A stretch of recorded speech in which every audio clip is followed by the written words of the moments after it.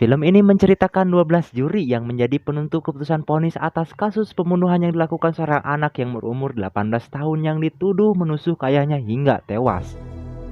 Film 12 Angry Men ini dibuka dengan jalannya sidang di pengadilan New York atas kasus pembunuhan yang menjadikan seorang anak yang berusia 18 tahun sebagai tersangka. Setelah melihat dan mendengarkan fakta atau pendapat dari dugaan, hakim meminta dewan juri untuk memberikan putusan yang bulat, bersalah atau tidaknya anak tersebut. Dan jika anak tersebut bersalah, maka hukuman mati adalah mutlak dijatuhkan kepada anak tersebut. Dan jika terbukti anak tersebut tidak bersalah, maka anak tersebut akan terbebas. Setelah hakim memberikan penjelasan, juri dipersilahkan untuk berdiskusi di luar ruangan untuk membahas mengenai putusan vonisnya. Ke-12 juri pun mulai berdiskusi dan duduk sesuai urutannya masing-masing. Juri yang pertama yang memimpin diskusi dan sekaligus menjadi moderator, dan memberitahu bahwa keputusan mereka bisa mengantar anak tersebut dihukum mati. Moderator pun meminta voting terlebih dahulu ke juri-juri yang lain, bersalah atau tidak bersalahnya anak tersebut. Alhasil, suara yang menyetujui bahwa anak tersebut bersalah ada 11 juri, termasuk moderator yang menyetujui bahwa anak tersebut memang bersalah. Namun satu orang yang meragukannya atas fakta-fakta yang diberikan selama sidang berlangsung, yaitu juri ke-8.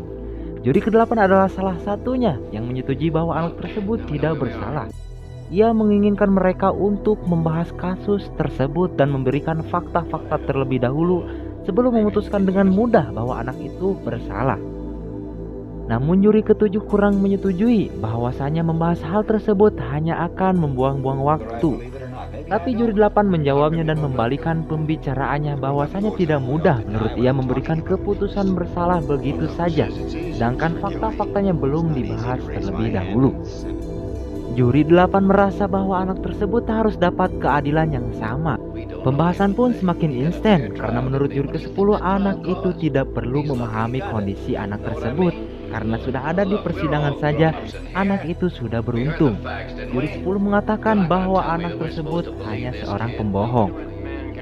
Namun juri 9 menyanggah perkataan tersebut dan membalikan perkataannya dengan bertanya, apakah Anda terlahir dengan memonopoli kebenaran? Juri 10 pun terdiam.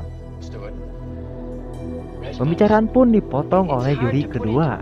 Ia berpendapat bahwa anak tersebut memang bersalah dan mempercayai para saksi bahwa memang anak tersebut telah membunuhnya. Lanjut ke juri nomor 3. Ia menyebutkan 2 fakta yang ia dapatkan dari ruang persidangan, bahwa seorang lelaki tua yang tinggal di bawah kamar pembunuhan itu terjadi mendengar suara keras pertengkaran yang instan, bahwa anak itu berteriak, "Aku akan membunuhmu." Bahkan juri 3 memberikan kesaksian bahwa ia melihat anak tersebut turun dari tangga dengan terburu-buru. Namun juri keempat mengatakan bahwa anak tersebut mengakui bahwa ia pergi ke bioskop dan tidak mengetahui bahwa ayahnya dibunuh.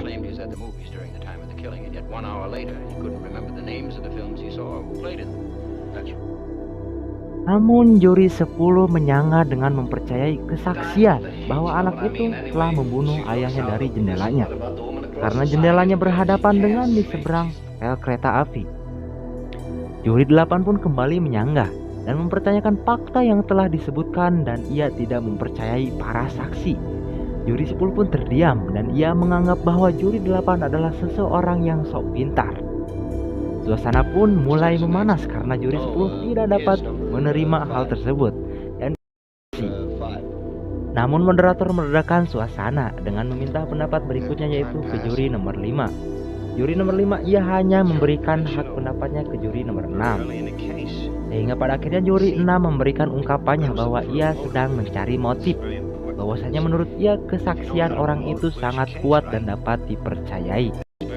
Sedangkan juri ke-7 meyakini bahwa anak itu bermasalah dengan rasional dari riwayat hidupnya, yang sejak kecil memang sering membuat onar dan masalah, karena faktanya anak itu memang mahir menggunakan pisau sejak kecil. Lalu tiba-tiba juri 4 mengemukakan pendapatnya bahwasanya memang anak yang lahir dari pemukiman yang kumuh tempat berkembangnya para penjahat. Juri 5 nampak tidak terima bahwa ia pun lahir di pemukiman yang kumuh. Ia merasa tersinggung, namun suasana pun mulai reda kembali ketika moderator mengalihkan pembicaraan ke juri 8. Juri 8 bersikeras dan tetap dalam pendiriannya bahwa anak itu tidak bersalah. Tetapi lagi-lagi juri 3 mulai berbicara seperti apa fisik pisau yang digunakan anak itu untuk membunuh ayahnya. Hingga pada akhirnya juri 8 meminta pisau kepada moderator. Lalu juri 4 membahas dan menegaskan bahwa pisau itu langka dimiliki oleh seseorang. Pada akhirnya juri 8 mengeluarkan pisau yang sama persis dengan anak itu. Ke-11 juri pun terheran dari mana ia bisa memiliki pisau yang sama persis dengan anak itu. Kemudian juri 8 menjawab bahwasanya pisau itu dibelinya di toko pegadaian dan tak jauh dari rumah si anak yang tersangka telah membunuh ayahnya dengan harga yang sangat murah, yaitu $6. Tetapi juri 10 tetap bersikeras dengan pendiriannya. Menurutnya hal itu tidak masuk akal baginya. Sehingga pada akhirnya juri 8 meminta voting ulang ke juri-juri yang lain secara rahasia. Jika ada 11 juri yang memutuskan bersalah, maka ia akan memutuskan yang sama. Tapi jika ada salah satu dari mereka memutus tidak bersalah, maka pembahasan akan terus berlanjut. 11 juri pun menyetujuinya dan mereka melakukan voting. Setelah voting diumumkan, alhasil ada satu juri yang memutuskan bahwa anak tersebut tidak bersalah. Dengan perbandingan bersalah 10 juri dan tidak bersalah menjadi 2 juri. Sehingga pada waktu itu juri 3 menuduh dengan raut wajah yang penuh emosi bahwa juri 5 yang telah memberikan putusan tidak bersalah. Tapi juri 9 memotong pembicaraannya bahwasanya ia yang telah merubah keputusannya menjadi tidak bersalah. Juri 7 malah pergi dan ia nampak kesal karena pembahasan tersebut tidak ada ujungnya. Sehingga pada akhirnya ke-11 juri pun memutuskan untuk beristirahat terlebih dahulu. Pembahasan pun kembali dilanjutkan yang diawali oleh juri 3 dengan memberikan pertanyaan ke juri 8. Apa artinya fakta-fakta itu jika ia terus meragukannya? Juri 8 menjawab, seberapa jelas fakta tersebut hingga ia harus memutus bersalah kepada anak itu. Juri 3 pun terdiam. Sehingga kemudian juri 8 bertanya, seberapa lama gerbong kereta itu melewati rumah anak tersebut. Tetapi juri 3 dan juri 12 tidak mendengarkannya, mereka asik bermain di atas kertas. Dan juri 8 pun membahas, berdasarkan pengakuan wanita di seberang apartemen, ia melihat pembunuhan itu saat 2 gerbong kereta terakhir melintas. Lalu juri 8 memberikan asumsi bahwa pengakuan yang diberikan pria itu tidak mungkin terjadi dan menurutnya tidak masuk akal. Sehingga kemudian juri 3 kembali menyanggah dan memberikan statement untuk apa pria tersebut memberikan kesaksian palsu. Dan langsung dijawab oleh juri 9. Mungkin saja ia hanya ingin dapat perhatian dari publik. Namun di saat bersamaan juri 5 tiba-tiba memberikan voting bahwa anak tersebut tidak bersalah. Sehingga pada akhirnya juri 5 menginginkan voting ulang. Alhasil suara untuk tidak bersalah menjadi bertambah 1 juri, sehingga perbandingannya 3 tidak bersalah dan 9 bersalah.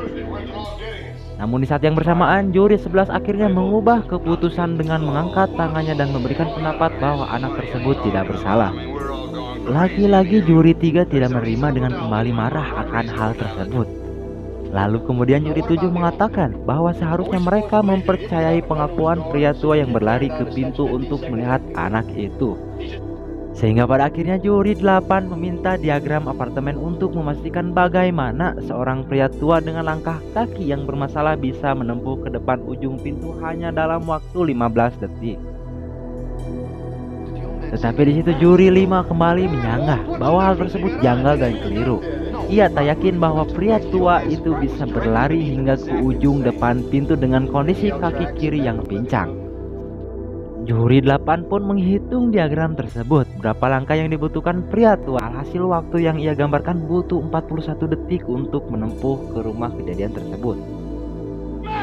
Tetapi juri 3 tetap tidak percaya dengan hal itu, bahwasanya tetap anak itu harus dihukum mati.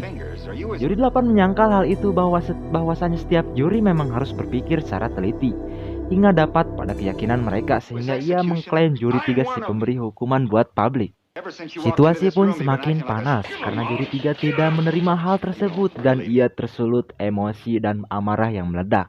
Hingga pengawas pun datang, ada apa sebenarnya yang terjadi. Hal itu membuat situasi semakin reda. Sehingga pada akhirnya mereka melakukan voting kembali secara terbuka. Alhasil suara voting pun imbang, 6 untuk tidak bersalah dan 6 untuk bersalah. Pembahasan pun kembali dilanjutkan untuk memutuskan suara yang bulat dengan dimulai dari juri 2. Ia menganalogikan bagaimana bisa anak itu menikam dada ayahnya, sedangkan ia lebih tinggi darinya. Lalu juri 3 pun melakukan demonstrasi akan hal tersebut ke juri 8. Para juri terkaget melihat juri 3 seakan ia akan membunuh juri 8. Hingga pada akhirnya juri 3 menyadari bahwa tidak mungkin anak itu bisa menikam ayahnya dengan pisau di dada. Sehingga dengan membahas hal tersebut, voting ulang dilakukan kembali. Dengan hasil 9 tidak bersalah dan 3 juri masih bersalah bahwa anak itu telah membunuh ayahnya. Sehingga membuat juri 10 meledak emosi tidak karuan. Tapi ke-9 juri tersebut menyikapi hal itu dengan bijaksana, bahwasanya hal itu hanya ocehan yang tidak berguna. Hingga pada akhirnya juri 10 terduduk dan diam di kursinya. Juri 4 masih bersikeras dengan memberikan 2 fakta yang menurutnya meyakini bahwa anak tersebut bersalah. Fakta yang pertama yaitu yang disampaikan oleh wanita di seberang jalan yang benar-benar menyaksikan pembunuhan itu terjadi. Dan fakta yang kedua bahwa perempuan itu menyaksikan anak itu mengangkat tangannya lalu menikam ayahnya. Namun di saat yang sama juri 8 berdebat kembali dengan juri 3. Perdebatan pun semakin intensif antara juri 3 dengan juri 8. Juri 8 memberikan asumsi bahwa bisa saja penglihatan si perempuan yang berusia 45 tahun itu penglihatannya kabur. Tetapi juri 3 tetap bersih tegang dan dengan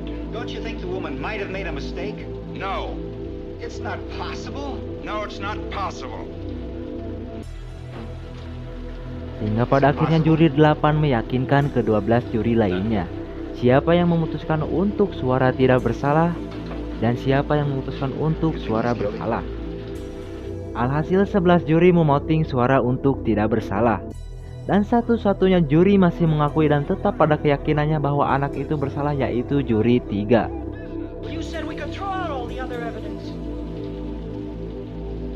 Hingga akhirnya juri 3 kembali tidak menerima hal tersebut dan ia mengoceh dan mengeluarkan seluruh faktanya. Semua juri hanya terdiam melihat ocehan itu karena ia hanya mementingkan egonya sendiri.